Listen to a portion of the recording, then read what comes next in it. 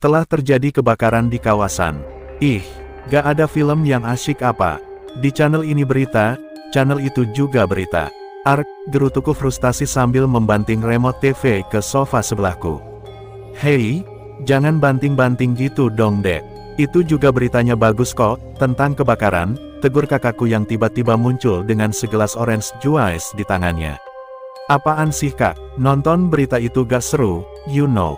Mending nonton Mermaid in Love deh, dumelku sembari melipat tangan di dada. Yeay, Mermaid in Love mulu, kerjain tugas kamu tuh, neprin ke warnet sana, kata kakakku, membuatku teringat akan tugasku yang belum aku kerjakan. Tapi mengingat ini sudah jam 5 sore dan aku tak pernah ke warnet, hal itu membuatku takut, bagaimana jika terjadi sesuatu padaku. Kakak aja deh yang ngerjain. Lagian kan kita tinggal di komplek dan gak ada warnet yang dekat.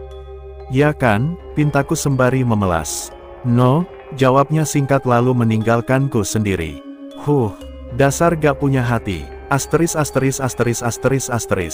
Singkat cerita, setelah lama berjalan akhirnya aku sampai di ujung komplek. Di luaran sana sangat sepi, mungkin karena sekarang ini memang sudah petang. Aku menghela nafas pasrah.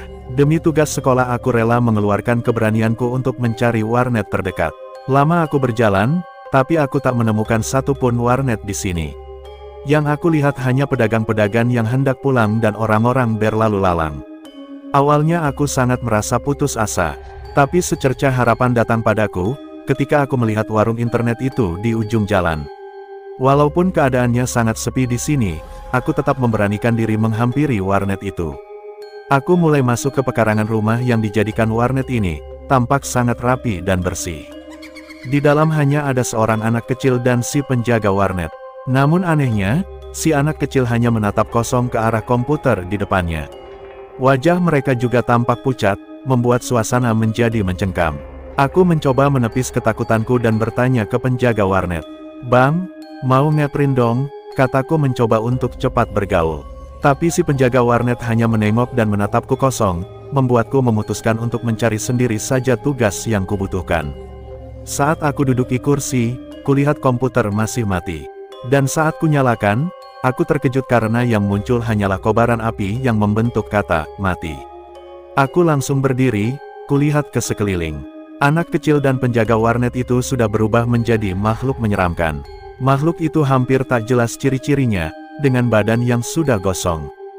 Ditambah lagi belatung-belatung yang muncul di setiap lubang membuatku berteriak ketakutan. Ketika berbalik, kulihat anak kecil tadi sudah berada di depanku dengan mata melotot. Dia langsung menekan jakun leherku sangat kencang, membuat nafasku tersengal-sengal hingga akhirnya aku tak sadarkan diri. Asteris. Neng, bangun Neng, terdengar suara orang yang kurasa memanggilku, membuatku terbangun. Aku terkejut saat melihat beberapa orang yang mengelilingiku. Tapi aku lebih terkejut lagi karena aku sedang tertidur di sebuah rumah yang sudah hancur. Atap dan dindingnya menghitam seperti habis terbakar, bahkan sudah tak berbentuk seperti rumah lagi. Aku segera terduduk dan langsung menanyakan apa yang sebenarnya terjadi pada ibu-ibu yang membangunkanku tadi. Loh, harusnya ibu yang bertanya. Neng ngapain tidur di sini?